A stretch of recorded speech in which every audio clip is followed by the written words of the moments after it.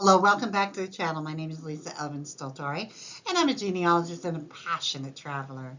Over the last several years, I've been focusing my attention on doing biographies of Les Filles du Roi. This past January, I decided to start another series called Les Filles à Marier, the marriageable girls who came before. And I've been having a lot of pleasure and enjoyment and learning a great deal more about Quebec and its earliest beginnings. I always say that if les filles du roi are the founding mothers, les filles mariées are the founding grandmothers, and we'll soon see why. But before we do episode 42, where we are today, I want to show you ways you can support the channel. The first three keep you in the know. Subscribe, like, and notify. The next three are ways to help the channel truly grow. We have Ko-fi and Patreon, which are separate platforms, and you can donate from $1 to $25 one time or on a monthly basis. And then we also have PayPal on my website, Have Roots Will Travel. All of that helps me out so very, very much. Thank you to all of you who have contributed thus far. And I want to thank all the viewers. You don't have to be a subscriber or a patron.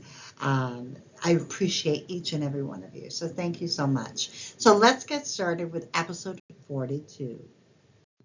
So les filles mariées, the marriageable girls, the period of time when we can find them is between 1634 and 1662. During this period, Quebec was founding and finding itself. It had been captured in 1629 by the British and had a 3 or 4 year period in which all of the people, most of the people who had founded Quebec in its earliest sessions had gone back to France.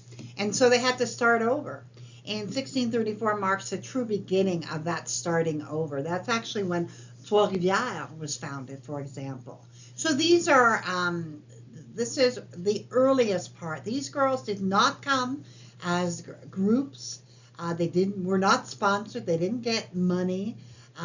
They did get a little bit of a dowry or that sort of thing in terms of clothing, but not actual money. They generally came alone or in groups of 2 or 3. They did not have what the future filles du roi would have in terms of the trousseau and all of that they came with. They were brave. They were beyond brave, actually. They were coming to a country that had yet to be formed. And so they were pioneers and founding grandmothers, as I've said. Many of the oldest families of Quebec trace their heritage back to one of these incredible women, les filles à marier. Let's get to know one of them. Episode 42, Madeleine Duteau, comes to us from a viewer request.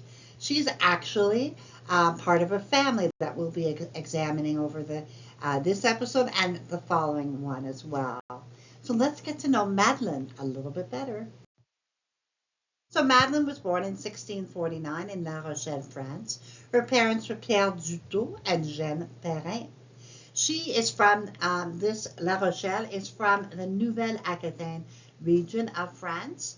And inside of that region is the département or county of Charente-Maritime, which leads you to believe it's right on the sea, which it is. La Rochelle was founded during the 10th century and became an important harbor in the 12th. Until the 15th century, La Rochelle was to be the largest French harbor on the Atlantic coast, dealing mainly in wine, salt, and cheese. The name La Rochelle comes from rupella, which is a Latin word meaning little rock. La Rochelle has one of the richest histories of the towns of France, where its beginnings as an area where the Knights of Templar had their strongest base. Then we have Eleanor of Aquitaine, who married Henry Plantagen in 1152, who then would become King of England as Henry II, thus putting La Rochelle under British rule, until Louis VIII captured it in the 1224 siege of La Rochelle. During the Plantagen control of the city in 1184, Henry II had the Vauclair Castle built, remains of which are still visible in the Place de Verdun. From 1568 on, La Rochelle became a center for the Huguenots. These are the French Protestants. It was in La Rochelle that the Protestant revolutions occurred and created the uprising that would become known as the Siege of La Rochelle. Throughout the 1600s, the Huguenots were expelled from La Rochelle. And just so you know, for example, in New York, there's a town called New Rochelle. Guess where its founders were from? And yes, they escaped and they were refugees in the truest sense of the word. You'll see on the bottom left a depiction of a Protestant temple. That's because Madeleine and her family were Protestants, thereby adding to the complexity of this story. So in 1658, they sailed on the Prince Guillaume and ship, and Madeleine's mother Jeanne was there, her brother Charles, and her older sister Marie Michel, and they all arrived in Quebec on in September of 1658. So the groom that she would select, and who selected her, his name, Nicolas Leblanc de Labergy. And he was born in 1637 in a commune. Remember, commune means town. Chenevière-sur-Marne. And just look at that. Sur-Marne means on the Marne River. His parents were Nicolas Leblanc and Perrette Chesnard. It is found, this particular commune, in Ile-de-France, and it is part of, it's so close to Paris, it's really, not that they had suburbs, but it is part of the center of Paris, and it is found in a département called Val-de-Marne, and it's located about 9 miles from Paris. And people have lived here since the prehistoric times, and the Gauls built villages on the site and began planting vineyards there in the 4th century. The name is derived from canaveria, which stands for the French word hemp, which is a locally grown product providing material for the fabrication of boats, cordage. The town prospered until the 100 Years' War. Locals harnessed the power of the Marne River to turn a flour mill into something amazing. The river also served the citizens for transport. And so the Church of Saint Pierre belonged to the Abbey of Essonne. It was mentioned for the first time in 1205. It was built in the 13th century and used as a church in the 14th. So you can see there in the middle where Nicolas would have been baptized, and just a kind of a look below here of the city, the way it looks, and you can see it really is on the banks sur la Marne, and that's just that. I love being able to look at the actual, I know it seems silly, the road sign saying, okay, here you are, because I imagine I'm traveling, So November 2nd, 1664, there was a contract signed, we believe, in Cap de la Madeleine, although we do not have the marriage record.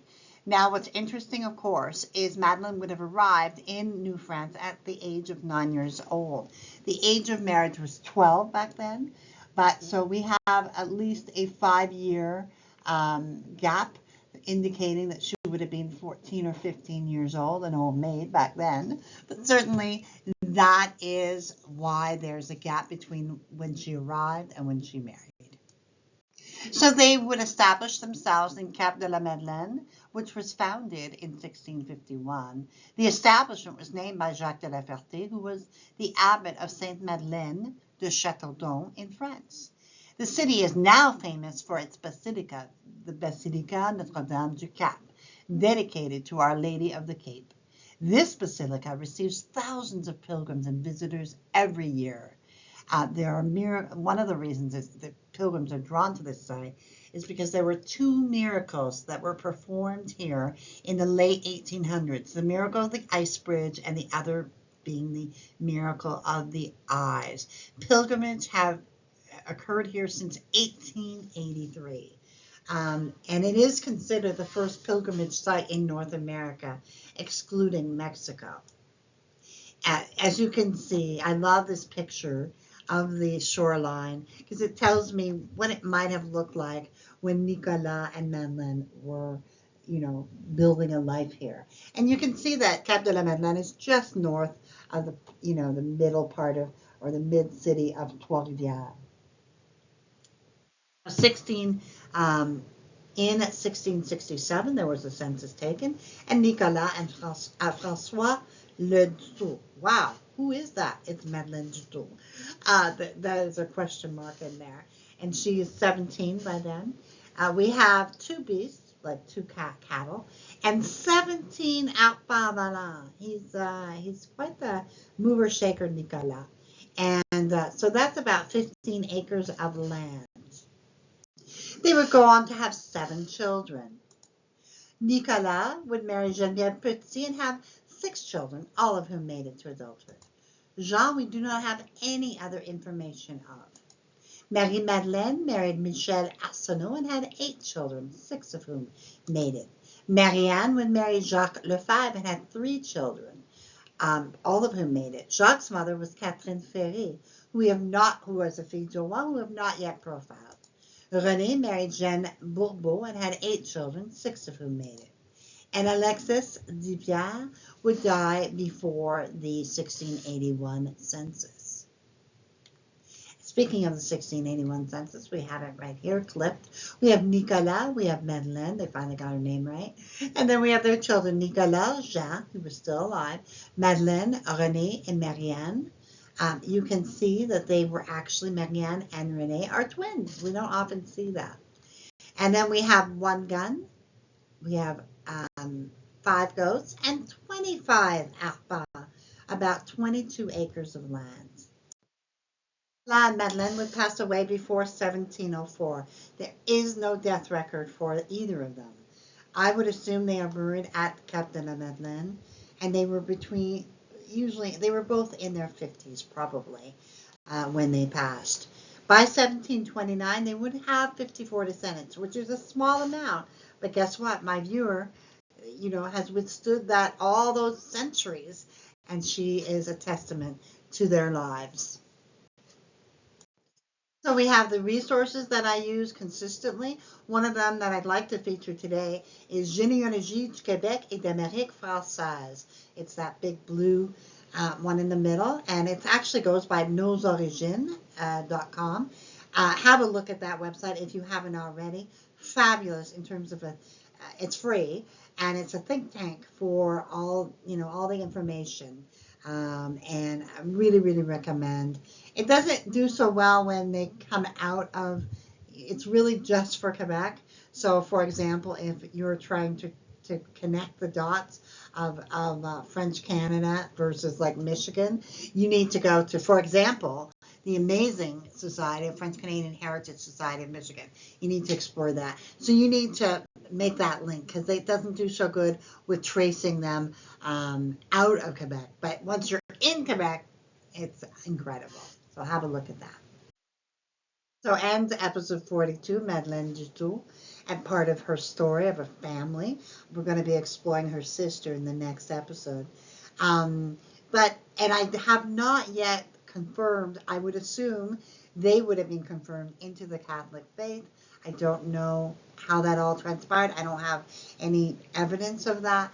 One would assume in order to be married in the Catholic Church that they would have had to convert. And so that would have been something they would have had to do. And so whether or not we have the paperwork for it, I highly doubt that any priest worth his salt would have allowed them to get married. But with that being said, they went on to live a life, and they both were able to establish and be pioneers at Cap de la Madeleine, which is a phenomenal site if ever you get a chance to visit it. And we want to thank Madeleine for, she's 9 years old when she traveled that amazing adventure, and obviously would have followed her mother and sister, but yet carved her own life, her own destiny.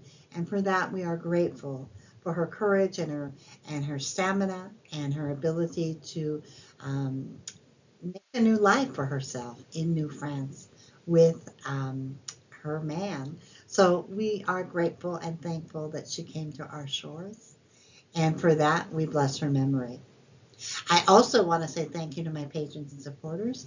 Your support of me is just awe-inspiring, and I really, really am grateful for every note, every atta girl that I get. It helps keep me going as I go through all of these filles du roi and I want to profile and honor all of them. So thank you so much for your kindness and support. I also want to have a shout out to Shelby, whose artwork is featured in these episodes. So thank you so much. And with that being said, I will see you on episode 43, where we explore Madeleine's sister. So until I see you then, au revoir.